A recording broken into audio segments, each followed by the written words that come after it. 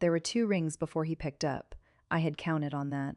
Dennis Ellison has always answered business calls on the second ring, not the first, because answering on the first ring signals desperation, and not the third, because 3 rings signals that you are not on top of your day.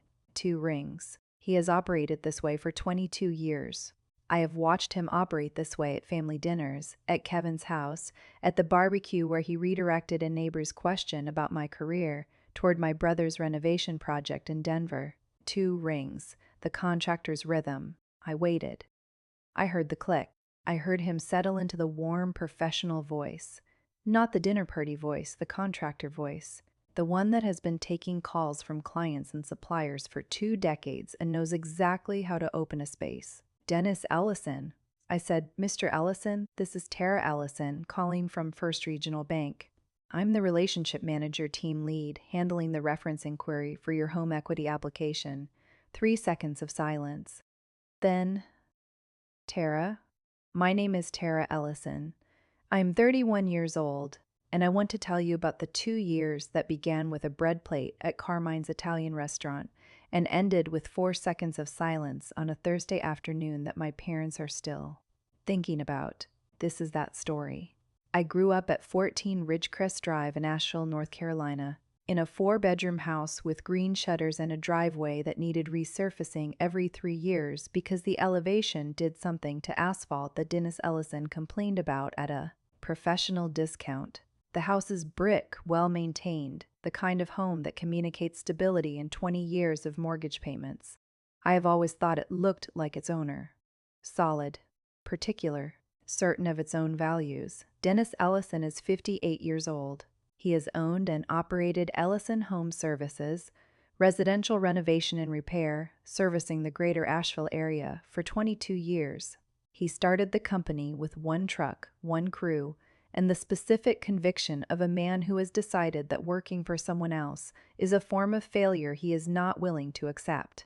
By the time I was finishing high school, he had 4 trucks, 12 employees, and a reputation in Asheville that opened doors at city planning meetings and Chamber of Commerce breakfasts. He earns approximately $94,000 in a good year, less in a slow one. And he has had more good years than slow ones because he works hard and he keeps his word, and he builds relationships with the kind of disciplined patience that I recognize in myself and have never told him I learned from watching him. My mother is Carol Ellison. She is 56. She is the bookkeeper for Ellison Home Services and has been since the company launched. She has a genuine facility with numbers. She can look at a balance sheet and locate the problem the way other people read a room. She is organized in a way that is almost architectural. She manages the family's accounts, the company's accounts, and the social architecture of the Ellison family's public narrative with the same systematic precision. She knows where everything is. She knows what everything means. She knows exactly which conversations can be tidied and which ones cannot. And she has spent 30 years choosing tidying over confrontation because confrontation creates scenes, and Carol Ellison does not create scenes. She arranges them. She always has. My brother Kevin is 34. He works in commercial construction project management in Denver, earns well, and has the specific quality of a man who benefits from proximity to my father's pride without having earned it at any greater rate than I have. Kevin is not unkind. He is simply the son, and the son has always been the story Dennis tells at barbecues while the daughter drives home at 7:40 and is at her desk by 6 the following morning. I have worked at First Regional Bank in Asheville since I was 25. I started as a junior relationship associate while I finished my business degree at night. By 26, I was a full relationship manager with a client portfolio of 18 accounts. By 29, I managed 37 business and personal banking clients, had won the bank's Internal Service Excellence Award in November 2021, had been nominated for it a second time, and was earning $79,000 annually. I drive a 2019 Honda Accord I own outright. I live alone in a 1-bedroom apartment in the River Arts District that I furnish slowly and completely on my own budget. A print here, a lamp there, the kind of accumulation that happens when you are building something permanent without needing anyone to witness the building. What I have never told my parents in 5 years of working 3 miles from my father's office is that First Regional Bank is their bank, has been their bank for 19 years, and that their accounts, their personal checking, their savings, their business operating account for Ellison Home Services, are managed through my team. I did not arrange this. First Regional assigned client portfolios by zip code and account type. My parents' accounts fell into my team's portfolio 2 years after I joined the bank. I noted it in my client management file, flagged it to my supervisor as a family relationship disclosure per standard protocol, and continued doing my job. I did not tell my parents because there was never a moment that felt like the right one, and because I was not keeping the secret as a strategy. I was simply working, and my parents were simply not looking at the staff directory of the bank they had trusted with their finances for 19 years. Nobody looked. Now, I need to take you back to March 14th, 2022, a Saturday evening. Carmine's Italian restaurant in downtown Asheville. The private dining room, I had paid the $200 deposit myself, non-refundable, because it was my birthday and I prefer the bill to be mine, so the evening is mine, and I owe nothing about it to anyone. 12 people at the table, Dennis and Carol.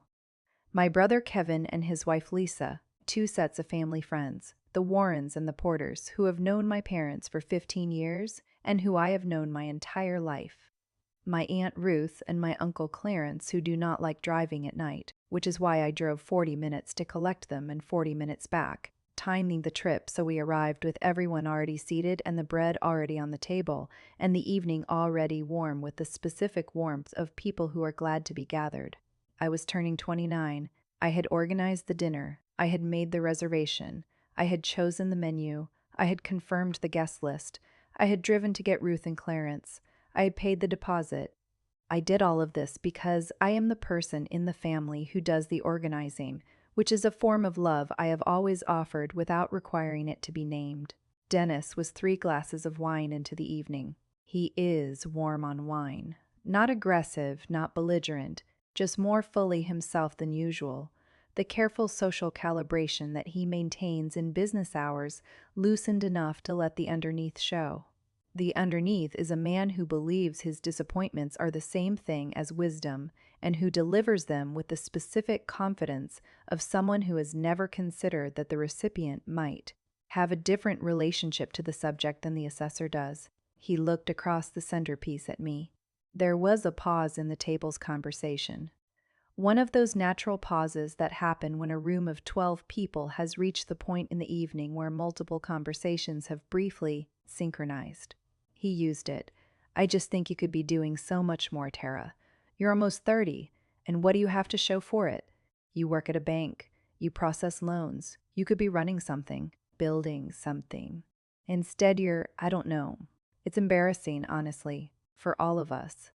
He said it the way he says things he believes are true, not cruelly, not with heat, but with the settled confidence of a man reading the results of an assessment he has already completed. He picked up his wine glass. He took a sip. He looked at Carol. Carol looked at her pasta. The table went quiet. Not the natural pause quiet, the specific quiet that happens when something has been said that cannot be unsaid, and the room is deciding how to handle it. George Warren cleared his throat. Lisa reached for the bread. Kevin looked at his water glass. Carol filled the silence the way she always fills the silences that Dennis creates. Your father just wants the best for you, sweetheart. He worries. She said it to me, but she aimed it at the table, a social correction dressed as maternal warmth. 12 people watching her smooth the moment over, and when she was done the moment was smoother, and I was still sitting in it. I did not respond. I picked up my water glass and took a sip and looked at my Aunt Ruth, who was looking at me with an expression I have thought about many times in the 2 years since. She did not say anything either. What she offered was just her eyes, the eyes of a woman who knows something is wrong and is not in a position to be the one who says it, but wants you to know that she knows. I paid the bill at the end of the evening, all of it, every person's dinner, every glass of wine, including the 3 that preceded the speech, because I had offered, and I do not go back on offers. I said goodnight to everyone at the table with genuine warmth. I hugged my mother. I shook my father's hand. He pulled me in for a brief hug and I let him. Then I drove Ruth and Clarence home, and then drove myself back to the River Arts District. I was in my apartment by 10:47 in the evening. I poured a glass of water. I sat at my kitchen table. I opened the Notes app on my phone and I typed the date, the restaurant name, the exact words, and the number of people who heard them. 12. Then I closed the app and went to bed. 3 weeks after the birthday dinner, Carol sent me a text. She had been working up to it. I know because Carol Ellison does not reach out about difficult things quickly. She processes first. She arranges the language. She waits until she has a version she can send that is accurate enough to constitute acknowledgement and neutral enough to constitute avoidance simultaneously. The text arrived at 6:47 in the morning, which tells you she composed it the night before and held it until morning so it would not feel like a late-night impulse.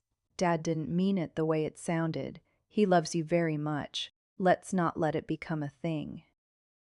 I read it before my first client call of the day. I read it twice. I added it to the folder I had already begun keeping, the digital folder on my laptop, date-stamped, organized with the systematic neatness I learned from watching Carol balance the company accounts. Then I went to work. I want to be precise about the folder because it matters. It was not a revenge file. I did not build it in anger or maintain it with bitterness. I built it the way I build everything, methodically, because documentation is how I think, and organizing information is how I process experience.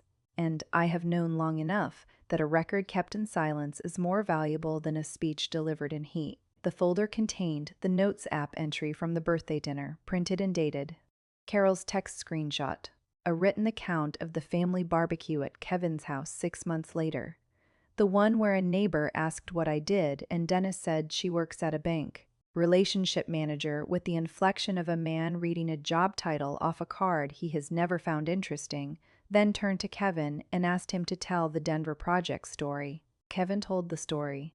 I drank my iced tea. I drove home at 7:40.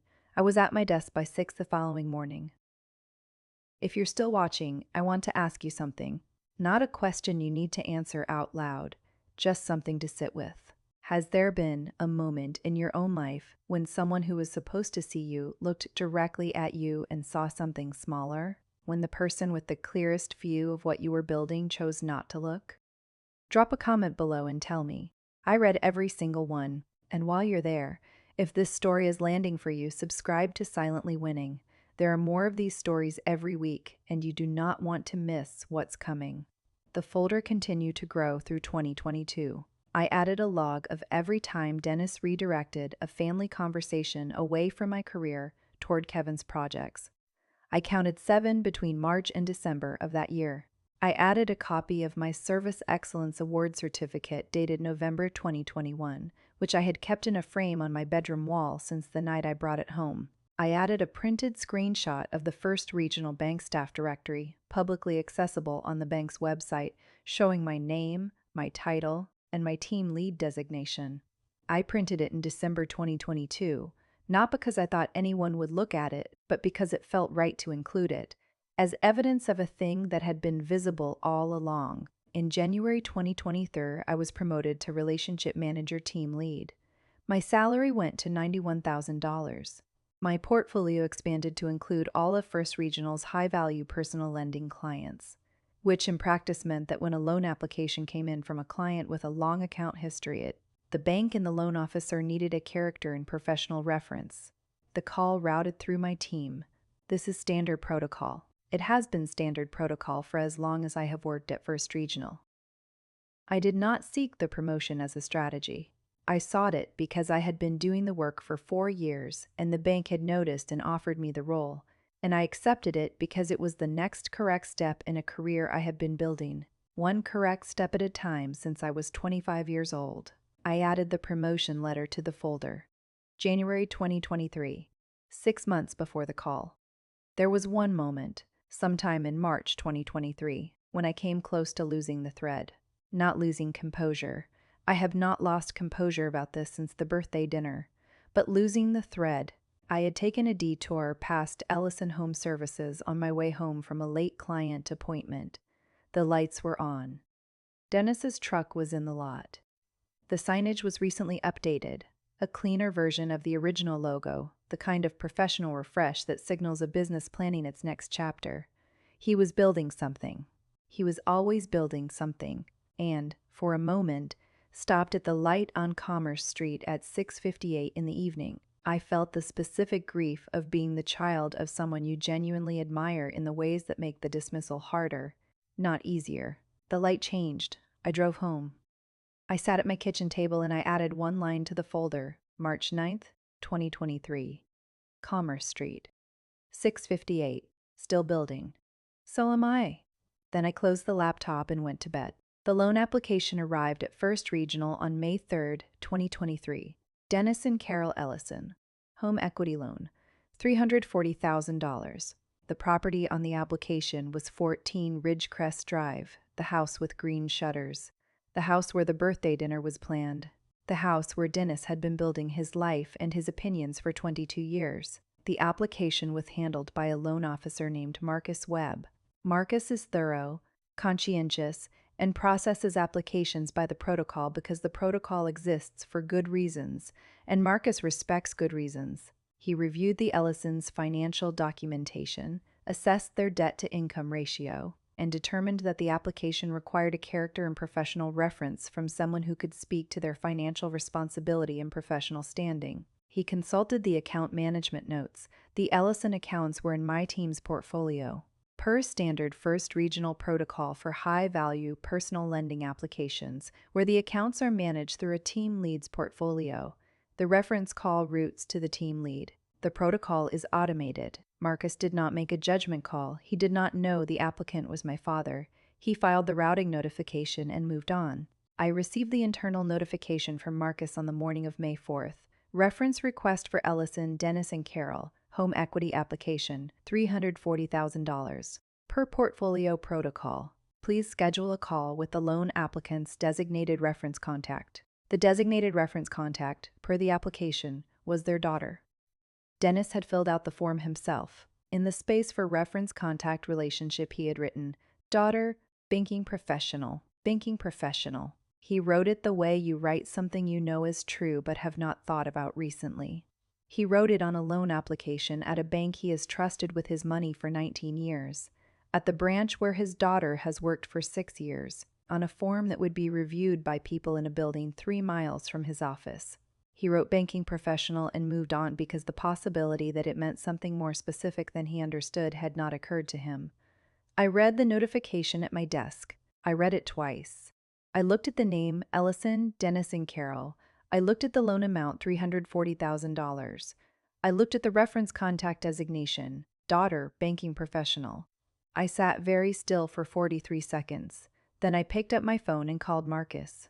"I'll handle the reference call," I said. "Schedule it for next Thursday afternoon." Marcus said okay. He did not ask why I was handling it personally. Reference calls are frequently handled by the team lead when the accounts are sensitive or the clients are long-standing, and both conditions applied here. He filed the scheduling confirmation and moved on. I put my phone down. I opened the folder on my laptop. I read the Notes app entry from the birthday dinner. I read Carol's text.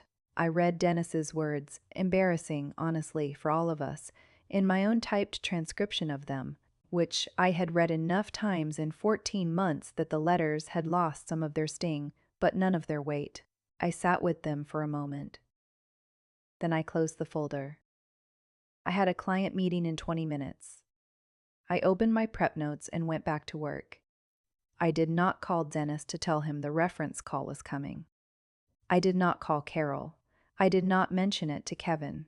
I simply waited until Thursday. That is the whole of what I did. I waited until Thursday and I did my job.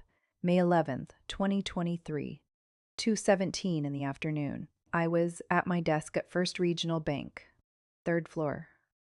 My name on the door in the way that names appear on team lead office doors. Small, functional, a simple white rectangle with black letters. Tara Ellison, Relationship Manager Team Lead. I had a client meeting at 3 and a team check-in at 4, and a $340,000 loan reference call at 2:17. I dialed the number Dennis had listed on the reference form. 2 rings. Dennis Ellison. The contractor voice. The warm, professional opening of a man who is on top of his day. I had known it would be that voice.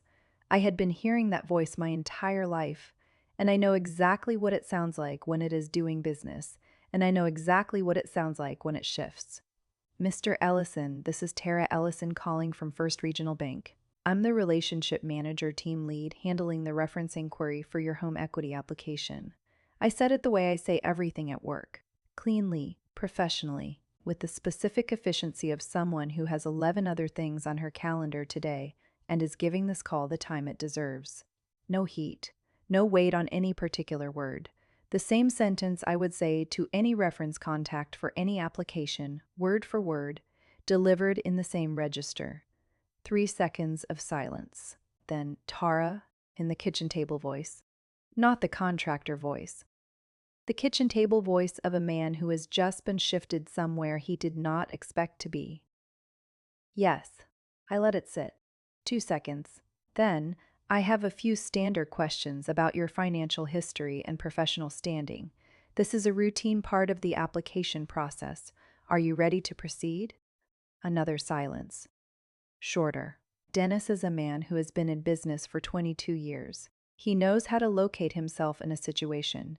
He was locating himself. I could hear the specific quality of that silence.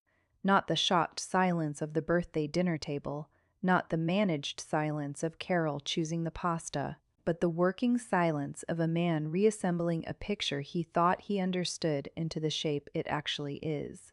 Yes, he said. The voice was different now. Not the kitchen table voice anymore, not quite the contractor voice. Something in between. The voice of a man who is in a professional conversation with his daughter at the bank where she works and is beginning, perhaps for the first time at the specific frequency that understanding requires, to understand what banking professional actually means. I asked the standard reference questions in the standard order. I asked about financial reliability, payment history, professional reputation in the community. I asked about the business, its stability, its trajectory, its professional record in the Asheville market. Dennis answered all of them. He answered them well, and I want to be specific about this, because it matters. He answered them well because he has built a real business with genuine discipline over 22 years, and his answers were true. His payment history was solid. His professional reputation was strong. His community standing was good. I wrote my notes with the same thoroughness I would apply to any client. I gave Dennis Ellison the same fair and complete reference interview I would give anyone, because that is my job, and I do my job. At the end of the standard questions, there is a closing question. It is optional in the protocol. In practice, I ask it every time because I believe every client deserves the full protocol. Is there anything else relevant to this application that you think I should know? There is a silence. 4 seconds. I count them. I always count things. The number of people at the birthday dinner table, the number of times in 2022 that Dennis redirected conversations away from my career, the seconds of silence on a Thursday afternoon phone call. 4 seconds is long enough for a man to understand that his daughter is asking him a question on behalf of a bank and that the question has 2 meanings. Long enough to understand that he is being given the full professional courtesy of the closing question, the one I ask every client, by the person he called an embarrassment in front of 12 people 14 months ago at her own birthday dinner, the dinner she paid for, the dinner she organized, the dinner she drove 40 minutes to make possible for 2 relatives who did not like driving at night. 4 seconds. Then Dennis says, "No, I think you have everything you need." I say, "Thank you for your time, Mr. Ellison. The loan officer will be in touch with the decision within 5 to 7 business days." I pause exactly 1 beat. Then, "Have a good afternoon, Dad." I hang up. I sit at my desk for 31 seconds. Outside the window, the Asheville afternoon is doing what May afternoons do in Asheville. The light is that particular quality that makes the city look like it is lit from slightly inside itself. Warm and clear and specific. I look at it for 31 seconds. Then I open my 3 o'clock client meeting prep notes and I go back to work. The loan was approved 9 days later. Marcus called Dennis to walk him through the final terms. The rate was slightly higher than Dennis and Carol had expected, not because of anything I said in the reference call, but because their debt-to-income ratio at the $340,000 level triggered a standard risk adjustment under First Regional's lending criteria. It is a calculation. It is automated. It has nothing to do with me, and I want that to be clear. Dennis's reference interview was solid. His application was approved. The system worked. Dennis signed the loan documents on May 22, 2023. He did not call me. Carol called me at 7:43 in the evening on May 20th, 2023, the day after Marcus's call. I answered on the second ring, not because I was trying to match anything, but because I happened to be sitting with my phone in my hand when it rang, a cup of tea on the table in front of me, the River Arts District going amber in the early evening light through the window. I had been expecting her call, not because I had engineered it, because I know my mother. "You handled the reference call," Carol said. Not a question. "Yes. You didn't tell us." "It came through standard protocol." I set my tea down. "The application listed me as the reference contact. You banked at my branch for 19 years, Mom. My name is in the staff directory. I'm the team lead for your account portfolio." A pause. "Nobody looked," said plainly, not unkindly, as a fact that is both simple and complete, and that requires no additional commentary from either of us, though it will sit in Carol Ellison's mind for considerably longer than it took me to say it. Carol was quiet for a long time. The kind of quiet that is not thinking about what to say next, but sitting with something that has already been said and finding that it is not moving. Then, "What did you say?" in the call. "The truth." I looked at the kettle. I told him his financial history was solid. His business reputation was strong. His community standing was good. I let that settle. "Because it is, all of it." Carol made a sound. It was not quite a word. It was the specific sound of a woman who, 14 months earlier, had looked at her pasta instead of at her daughter, and who was now hearing that her daughter had spent 14 months building a professional record so thorough and so established that when the family needed her, she was already there, not as a gesture, not as a strategy, just as herself, doing her job, and had done it anyway, had delivered the true and fair assessment anyway, had given her father the full protocol anyway, including the closing question, especially the closing question. The sound was grief and relief, and a form of gratitude so complicated it could not find a word, because the gratitude was not clean. It was threaded through with the understanding of what she had chosen at the restaurant and what that choice had cost. I heard it. I did not say anything. Some sounds need to be heard and not managed. Then Carol said, "Tara, I should have said something. At the restaurant, when he—" "Yes." Just that. "Yes." The same word I had given my father on the reference call. The word that is complete without being extended. A long pause. "I'm sorry." I poured my tea. I looked out the window. I have lived in this apartment for 4 years. I have hung the prints and bought the lamps and painted the bathroom a shade of sage green I chose from 12 samples over 2 weekends. My parents have never been inside it. I thought about that as Carol said, "I'm sorry." I thought about the apartment and the 4 years in it, and the fact that I have been living a life that is mine and specific and carefully built. And my parents have not seen it because I have not shown them. I was waiting, I think, without knowing I was waiting, for something to shift that would make it feel worth showing. I decided, standing in my kitchen with my tea and the River Arts District going quiet outside, that I would invite them. Not soon. But eventually. Not because I had won anything that required an audience, but because I am the kind of person who does not let unkindness become her operating system. I let it become the record. And the record had done what records do. It had been heard by the right people at the right time, and now it could rest. "I know, Mom." I picked up my tea. "Tell Dad the rate adjustment isn't personal. It's a debt-to-income calculation. Marcus can explain it if he has questions." A pause. "I'll talk to you soon." I hung up. I added one final entry to the folder. May 20th, 2023. Reference call completed. Standard protocol. Application approved. Then I closed the folder. I put my laptop to sleep. I drank my tea and watched the River Arts District settle into evening, and I did not think about the birthday dinner again that night. 3 weeks later, Dennis called. He had not rehearsed anything. I know this because Dennis Ellison has never rehearsed a speech in his life, which is part of why the one at the birthday dinner landed the way it did.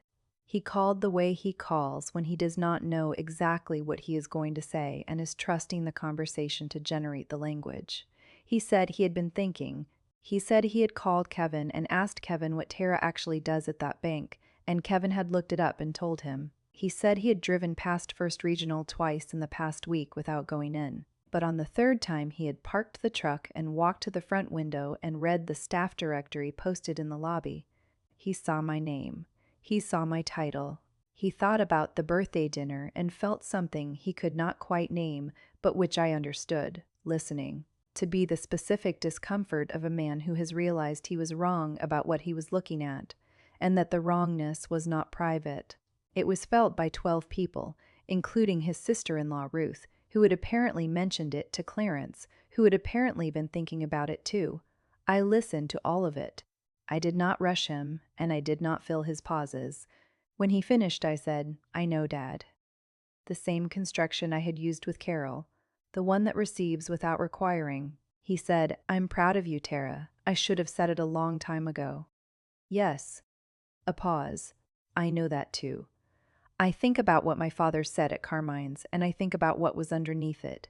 Not cruelty, because Dennis Ellison is not a cruel man, but a deeply held belief about what building something looks like, formed over 22 years of building something visible. A truck, a crew, a logo on the side of a van. He applied that lens to my career and found it small. He was wrong about what he was looking at.